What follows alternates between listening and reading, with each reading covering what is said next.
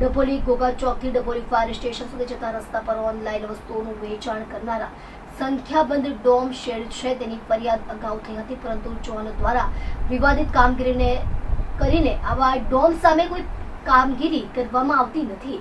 પાલિકાના કતારગામ ઝોનની આ વિવાદિત કામગીરીના કારણે ગઈકાલે એક શેડમાં આગ લાગી અને સેંકડો લોકોના જીવ પડીકે બંધાયા હતા। જોકે ફરિયાદ થઈ હતી ત્યારે જ આ ડોમ સામે કામગીરી કરવામાં આવી હોત તો આ આગ લાગી ન હોત તેવું સ્થાનિકો કહી રહ્યા છે।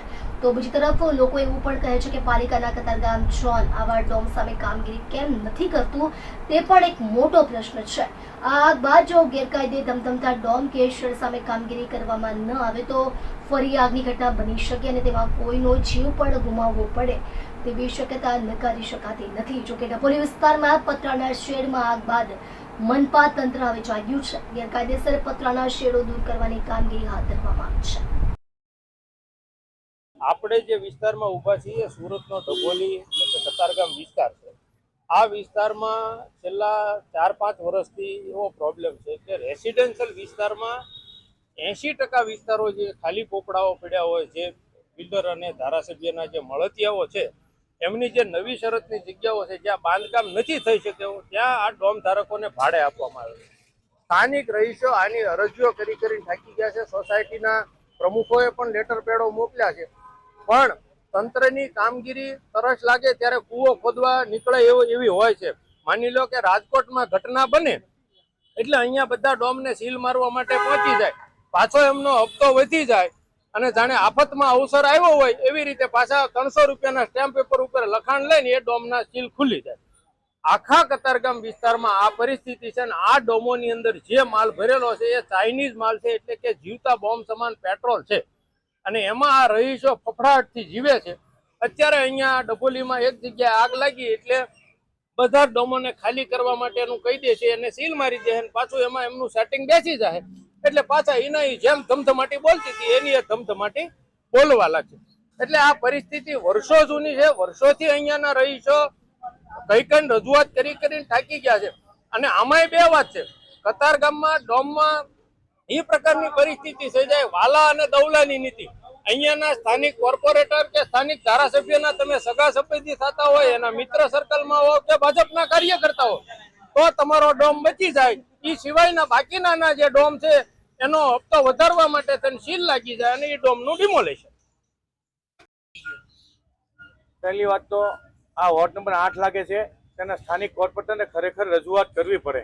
આજે મારી ફરજ એ પડી છે કે સુરત લાઇટ એન્ડ ફાયરના વાઇસ ચેરમેન તરીકે મારી ફરજમાં વારંવાર પ્રજાની રજૂઆત હોવા છતાં પણ અધિકારીને મેં એવું કીધું કે જે કોઈ પ્રજા છે તેને શું કામ તમે હેરાન કરો છો? આ શેર જે બને છે એ આજકાલમાં શેર નથી બનતા, તો શેર તમે જ્યારે બનાવવા દો છો ત્યારે તમે જો અટકાવી દેતા હોય તો નાના માણસો ભોગ બને નહીં। તો ખરેખર અધિકારીને ખામીને કારણે જે કોઈને જો બિઝનેસ કરતા હોય ત્યારે આ સીલ મારવા નીકળ્યા, બરાબર? જ્યારે પણ બનાવ બને છે ત્યારે સીલ મારે છે, તો શું આ જવાબદારી અધિકારીની રહી છે? તો અધિકારીને જ પગલાં લેવા પડે। જો અધિકારી આ શેર બનવા ના દેતા હોય તો આ વસ્તુ બને નહીં। મારા ધ્યાન પ્રમાણે આ બી બધા ધંધો લઈને બેઠા છે, તો મારી રજૂઆત એવી છે કે જે ઇન્ડસ્ટ્રીયલ વિસ્તાર છે ને શાંતિથી આ લોકો ધંધો કરે।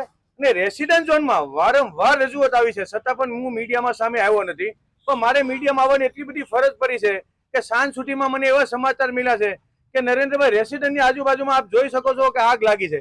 મને કોઈની સાથે વાંધો નથી, ધંધો કરો, પ્રજાને ધંધો કરવા દો, પણ ઇન્ડસ્ટ્રીયલ વિસ્તારમાં શાંતિથી ધંધો કરો।